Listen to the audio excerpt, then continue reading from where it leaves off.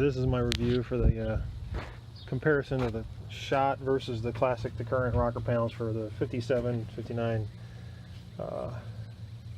Dodge Chrysler. That's actually not listed right. It should be Chrysler Dodge DeSoto, not the Plymouth. This actually, I think this is the one they sell for the 57,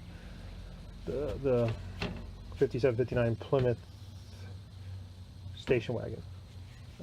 Anyways, you'll notice thickness is good on the classic to current. The end's not good. This has a rounded edge, which is what you want. You'll need to be a little bit of work on that. This has the overall shape you want though. Like it has a gradual bend here, and this end really helps a lot doing that work for you. You don't get any of that end stuff with this. The extended piece you get with the extended rocker is just another flat piece of this. This is covered in that poisonous stuff you got to grind off and get out of the way. Don't weld on it. Overall, I mean, if you really had to deal with, I wouldn't even take the classic current for free because of the work you're going to have, the extra work. And the main problem is that this has got a hard bend on it, and this has got the smoother, better, the original shape. It's a little bit large. The main issue is this whole thing has to be bent. You'll see the profile's off. It's off by that much.